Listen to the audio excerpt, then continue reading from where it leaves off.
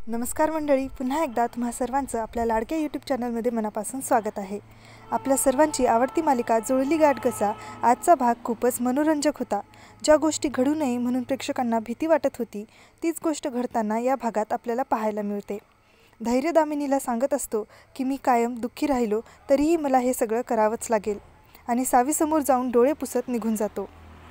सावीचं मन ते पाहून धैर्य दामिनीसाठी खूप तुटत असते।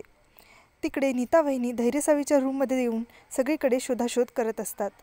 तेवढ्यात सावी धैर्य तिथे येतात आणि नीता वहिनींना तिथं पाहून दोघांनाही आश्चर्य वाटतं। वहिनी काहीतरी कारण सांगून निघून जातात, पण त्यांच्या हाती काहीतरी कागदपत्र लागलेली असतात।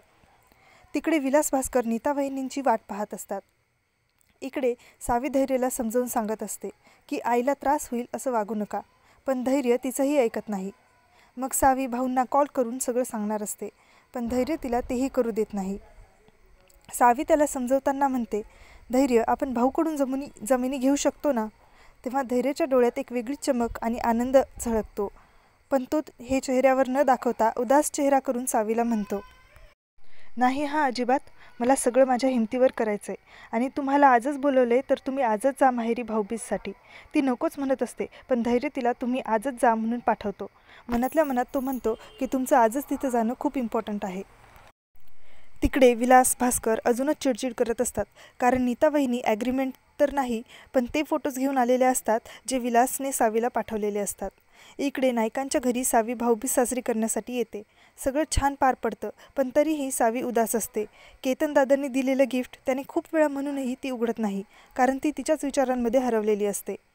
शेवटी भाऊ आणि सावीची आई तिला खूप विचारतात की काही झालंय का। तेव्हा सावी सांगते की धैर्य खूप टेन्शनमध्ये आहेत, त्यांना जमिनी आणि फंड मिळत नाही आहेत आणि दिवसभरात घरात जे सगळं घडलं असतं ते सगळं सावी भाऊंना सांगते आणि यावर माझ्याकडे एक उपाय आहे असं सुद्धा म्हणते। त्यावर कसला उपाय असं भाऊ विचारतात, पण सावी शांत असते। ती संभ्रमात पडते, पण शेवटी संकोचत ती भाऊंना विचारतेच, तुम्हाला मिळालेल्या शाळेच्या जमिनी तुम्ही धैर्यला द्याल का। त्यावर भाऊसुद्धा गंभीर होतात, विचारात पडतात। तिकडे धैर्य त्याच्या आईसाठी जेवणाचं ताट घेऊन जातो। त्यावर दामिनी त्याला क्षीण आवाजात विचारते, आधी मला सांग, अजून किती दिवस हे नाटक करायचं आहे। ते ऐकून धैर्याच्या चेहऱ्यावर एक प्रसन्न हास्य उमटतं। दामिनीच्या चेहऱ्यावरचे भावही अचानक आनंदी दिसू लागतात। आपलं नाटक इतकं लवकर यशस्वी झालेलं पाहून ते दोघं खूप खुश असतात। धैर्य रेतीचे घड्याळ दामिनीसमोर ठेवून तिला म्हणतो की हे टायमर संपण्याआधी आपलं काम पूर्ण होईल। तेवढ्यात भाऊंचा धैर्यला फोन येतो। भाऊ त्याला उद्याच्या शिक्षण मंडळाच्या बैठकीला यायला सांगतात, ज्यात ते एक खूप मोठी घोषणा करणार असतात। ते ऐकून दामिनी धैर्यला म्हणते, गुड जॉब। धैर्य म्हणतो, बस आता काही पावलं अजून चाललं की आपली पावलं त्या जमिनीवर असतील आणि दोघांच्याही चेहऱ्यावर एक कुत्सित हसू पसरतं। इकडे भाऊ सावीला म्हणतात, काळजी करू नकोस, उद्याच्या उद्या धैर्याचे सगळे टेन्शन दूर होईल। सावी भाऊंना मिठी मारते आणि तुम्ही काय करणार आहात ते विचारते। भाऊ म्हणतात, उद्या तुला सगळं कळेल।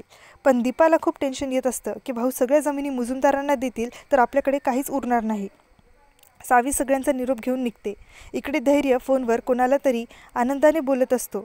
उद्याच्या कार्यक्रमाबद्दल तो खूप उत्साही असतो। तेवढ्यात दामिनी पेढे घेऊन धैर्याचं तोंड गोड करण्यासाठी येते। धैर्य तिला तिच्या आजारपणाच्या नाटकाची आठवण करून देतो आणि आराम करायला सांगतो। तेव्हा दामिनी म्हणते, आता सावी आणि त्या म्हाताऱ्याकडून आपल्या अपमानाचा बदला घ्यायचाच आणि दोघेही रागाने पाहायला लागतात। पुढील भागात आपल्याला असं दिसतं की सावी आनंदाने अवंती वहिनींना भाऊ करणार असलेल्या घोषणेबद्दल सांगत असते आणि विलास आणि भास्कर काहीही करून धैर्याचं पुढचं पाऊल सावीसमोर उघड पाडायचं असं ठरवतात। मंडळी, उद्याचा भाग तर खूपच इंटरेस्टिंग असणार आहे। सावीला धैर्याच्या नाटकाबद्दल कळणार आहे, पण तोपर्यंत उशीर झालेला असेल का। त्याआधीच भाऊ जमिनी धैर्याला देतील का। तुम्हाला काय वाटतं ते आम्हाला कमेंटमध्ये नक्की सांगा।